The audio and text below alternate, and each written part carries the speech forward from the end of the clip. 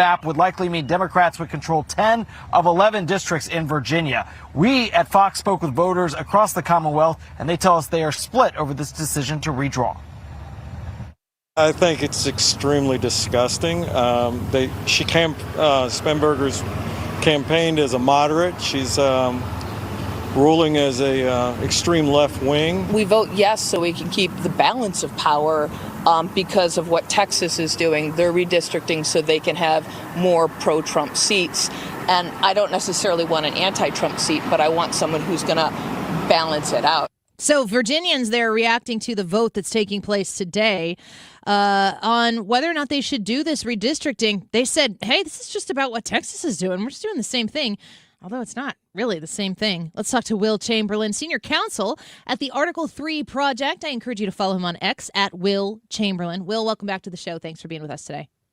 Thanks for having me. You bet. Watching Virginia, I don't know where you're located. You're not in Virginia, are you? Not anymore. Not anymore. I used to live in Arlington, so right in the heart of all this nonsense. What do you, as somebody who knows that area? I mean, I've always known Virginia to be a blue state that could have some purple tendencies, maybe a red tendency here or there, but it never really felt like it was a 90% plus Democrat state. What do you think, after having lived there, what they might be deciding to do today? Well, it's really the dominance of Arlington County and Fairfax County over the rest of the state, right? Those are the primary two DC suburbs. And there's a huge number of people living in the combination of those two places. They're, relatively desirable places to live in terms of school districts and things like that. And so, but they just overwhelm the population centers of the rest of the state. Like the capital is Richmond, about 2 hours south. And there's just not nearly as many people in Richmond as there are in, say, Arlington and Fairfax. And Richmond's also very blue. And so the basic problem is you have it's the suburbs of DC trying to control what happens in the rest of the state of Virginia, which is, generally speaking, not particularly blue. Yeah. As an Illinois resident that is very familiar with 65% of the state living in Cook County, I completely understand. Will, so when you look at the redistricting that's taking place, that's being put to a vote, President Obama has thrown his influence into this discussion. How much of what is being done with this district mapping is being done from Virginia, and how much is coming in and being done to Virginia? I think it's a bit of both. I mean, you don't underestimate how psychopathic the Virginia Democrats are. Okay. I think no one could get away with that, right? We have, not to put too fine a point on it, but you have Jay Jones, the current attorney general, who was caught texting people, texting colleagues that he wanted to murder the children of a Republican colleague when he was in the House of Delegates. Psycho. You just had the recent news, a very tragic neus that, really haven't we talked about much. Justin Fairfax, the former lieutenant governor of Virginia, murdered his wife and then killed himself. Yes. So there's something weird about Virginia Democrats. They're strange people, frankly. And don't doubt that they would be perfectly willing to just lie to your face. Like Abigail Spanberger just turned on a dime. She had talked about repeatedly in the campaign how gerrymandering and redistricting were bad. And the first thing she does as a Democrat is governor is redistrict. It's like, yeah, this is what I expect from Virginia Democrats. These people are psychopaths. Yeah. Well, I think about what was in that clip that we played from Fox News, and they were saying the first person said she ran as a moderate and she's governed from the hard left. And then the other person came on there and said, we really have to counter what the people in Texas are doing here. We've got to balance out so there's some check on President Trump. And I'm wondering, is this really how, when we talk about being the United States of America, mm-hmm. and I look at what Texas was doing. Texas was kind of gerrymandered in the opposite way, based on different elements that were put into the districts that I think that now the districts actually reflect the population more. Virginia seems to be a very different issue. But why are Democrats always willing to take the ball once it's in their hands and just go all the way? Forget about anything that's been committed before. They're taking it all the way into the next end zone.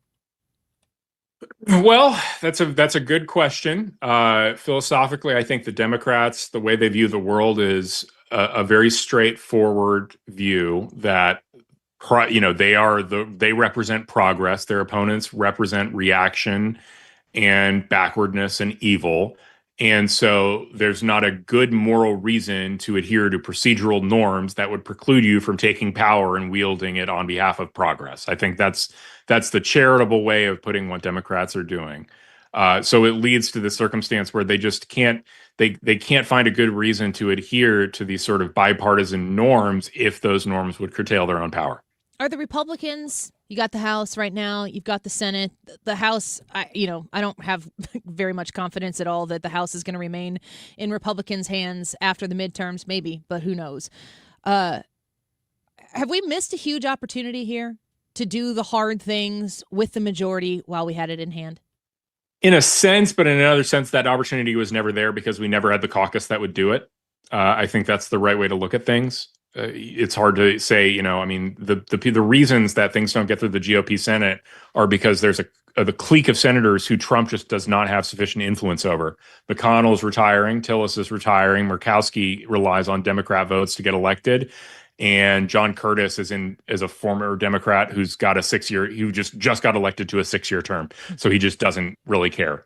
And you got those 4 that you have to persuade at least one of those people to go along with whatever you want to do. And none of them are going to go along with a very aggressive Republican plan to try and fix things. So you're going to have to persuade them on these sort of bipartisan mushy grounds to ever get their votes.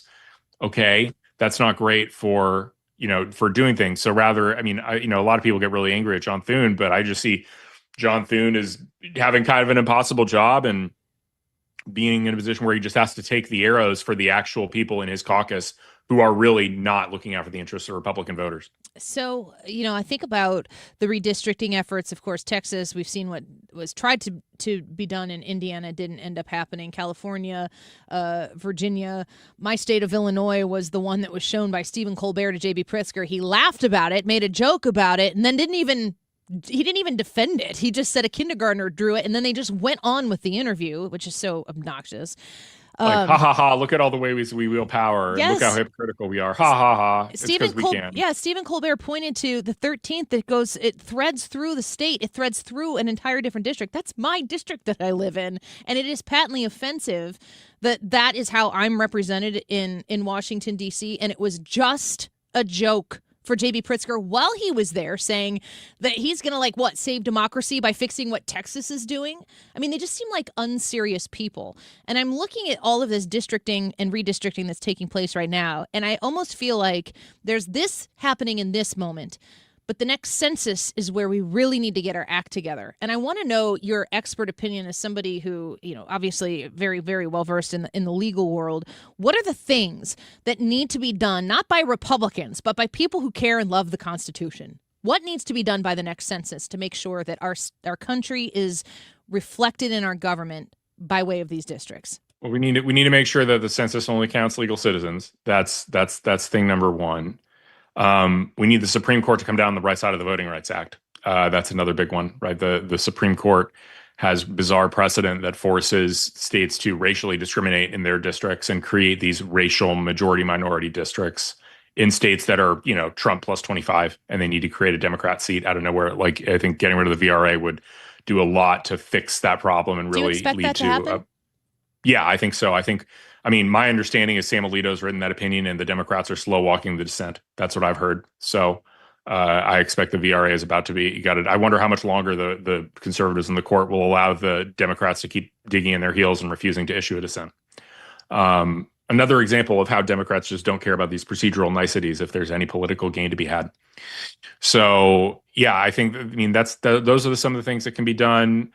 I think it's as simple as I don't want to hear. If you look at this Virginia map and you understand what Democrats are willing to do for power, I don't want to ever hear a Republican talking about, no, we're not just going to redistrict in a way that's favorable to us. I cannot believe the Indiana representatives who refused to redistrict and kept not one but two Democrat districts in a Republican plus 20 state. This, I think, 7-2 or something in an R plus 20 state. Yeah. The equivalent states in New England with similar voting demographics the other way have zero Republican seats. The Democrats sweep.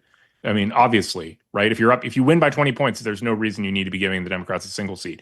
You can district every one of your representatives favorably and still give them a healthy margin to win their seat. And you're saying that in Indiana is different than what Virginia is trying to do.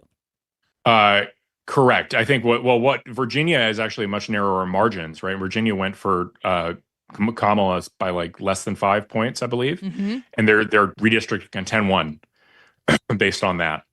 which I think, the one positive of this is it could put them at risk of losing some seats in a big wave election. Like we actually should have some chance of winning them. But the structure of it is they basically they're trying to shove as many Republicans as they can into the southwest corner of the state and then have Fairfax County split among 5 different Democrat seats. Yeah.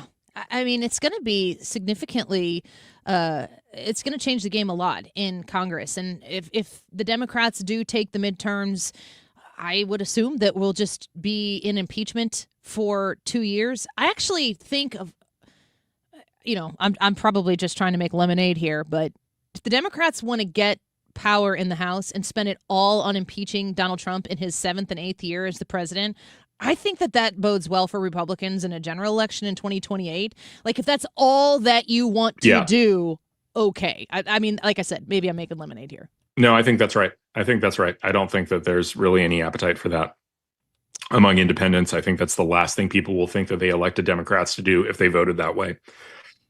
And so I don't think that'll be that productive for them. But there are other options. I saw a very good op-ed from Chad Mizell, the former chief of staff to Pam Bondi at DOJ, who suggested that President Trump issue an executive order finding that the cession of Arlington to Virginia was unconstitutional, that the District of Columbia is indeed square and should be square again, and that there was no legal basis to cede that to Virginia. That would be very effective because there's something like 300,000 Democrats basically in Arlington. It's the most blue of blue areas in the entire state. And if you yoink that back into DC, I think Virginia becomes a red state again. Can you do that?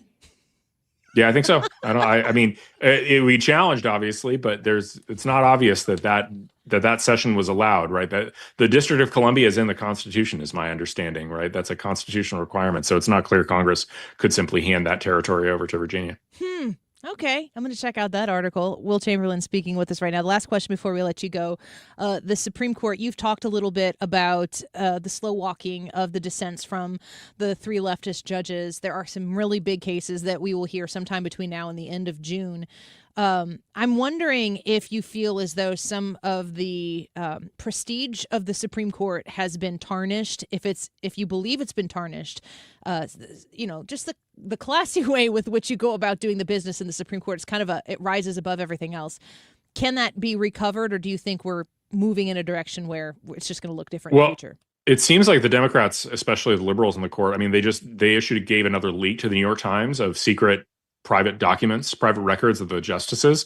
It's going to change the way the court operates, right? If Democrat justices clerks or if the papers end up going from Democrat justices to the New York Times, then the Democrat justices are just going to be shut out of deliberations, right? Like basically all that's going to happen is the conservative justices, the block of 6 are going to figure out what the answers are on their own and then present the final opinion as a fait accompli to the Democrat justices and are like, write your dissent, we don't care. Like, we literally don't care. You might as well not be on the court. We make the decisions here.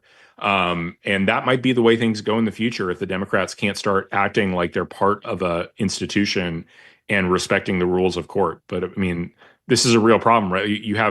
This would be the second major leak in 3 years, I think, right? Because Dobbs was the other major leak. Yeah. And that really put a whole bunch of Supreme Court justices in danger for their lives. And then this is the revelation, I think, that came out of Molly Hemingway's book, that the conservative justices asked the Democratic justices, when your dissent's coming, bring them out, let's go. We need to publish this opinion so we're out of danger. We literally have people trying to kill us over this opinion. Please get the dissents done so we don't die. And the Democrat justices were like, we don't really care.